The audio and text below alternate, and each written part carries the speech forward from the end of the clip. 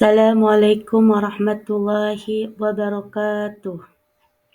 Anak-anakku sekalian, pada pertemuan hari ini kita akan belajar materi hidup damai dalam kebersamaan. Adapun tujuan pembelajarannya, yang pertama membaca Al-Quran Surah Al-Imran ayat 64 dan Al-Baqarah ayat 256 dengan fasih. Yang kedua, menulis dan mengartikan Al-Quran Surah Al-Imran ayat 64 dan Al-Baqarah ayat 256 dengan benar. Yang ketiga, menjelaskan pesan-pesan pokok Al-Quran Surah Al-Imran ayat 64 dan Al-Baqarah ayat 256 dengan benar. Anak-anakku, marilah kita membaca Al-Quran Surah Al-Imran ayat 64. A'udzu billahi minasy syaithanir rajim. Bismillahirrahmanirrahim. Qul ya ahlal kitab ta'alau ila kalimatin sawa'in bainana تعالوا إلى كلمة سواء بيننا وبينكم ألا نعبد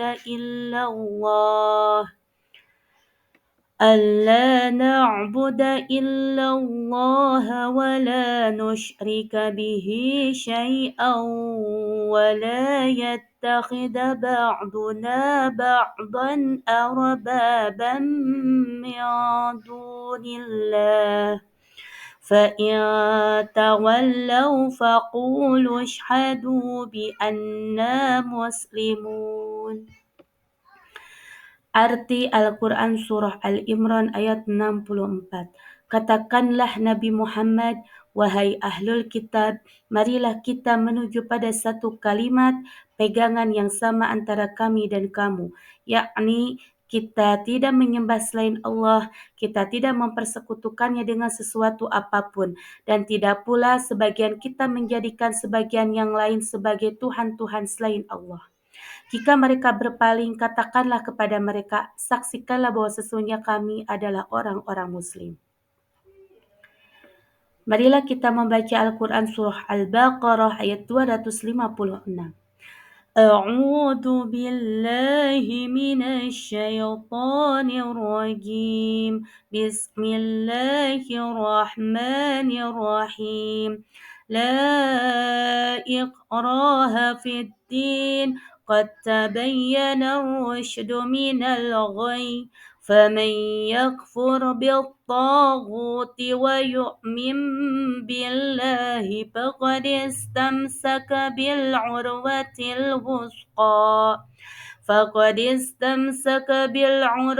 الوثقى لا انفصام لها والله سميع عليم.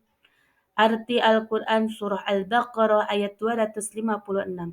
Tidak ada paksaan dalam menganut agama Islam, sungguh telah jelas jalan yang benar dari jalan yang sesat. Siapa yang ingkar kepada tagut dan beriman kepada Allah, sungguh telah berpegang teguh pada tali yang sangat kuat yang tidak akan putus. Allah Maha mendengar lagi Maha mengetahui. Selanjutnya kita masuk kepada pesan-pesan surah Al-Imran ayat 64. Persamaan kalimatun sawa. Berperilaku santun itulah identitas Muslim. Mengatasi masalah melalui dialog, diskusi, dan musyawarah untuk menghindari perpecahan. Seorang Muslim dilarang untuk mencari-cari kesalahan atau kelemahan orang lain. Tidak menyekutukan Allah. Menyekutukan Allah adalah dosa besar. Menyekutukan Allah artinya menjadikan makhluk Allah sebagai sesembahan atau Tuhan. Pesan pokok surah Al-Baqarah ayat 256. Tidak memaksa keyakinan yang lain. Sebagai Muslim, mengakui bahwa Allah telah menciptakan manusia dalam keragaman. Pengakuan ini dibuktikan dengan sikap menerima atas perbedaan keyakinan. Seorang Muslim tidak diperkenankan memaksa untuk mengikuti agama Islam. Berpegang teguh kepada agama Allah, sebagai Muslim harus yakin terhadap ajaran Allah. Tidak ada keraguan dalam Al-Quran. Kalian harus sungguh-sungguh meyakini kebenaran agama Islam, namun harus menerima terhadap keyakinan orang lain. Tentang Al-Quran Surah Al-Imran ayat 64. Al-Imran artinya keluarga Imran. Surah ini terdapat pada urutan ketiga. Surah Al-Imran berjumlah 200 ayat. Surah Al-Imran tergolong surah Madaniyah. Tentang Al-Quran Surah Al-Baqarah ayat 256.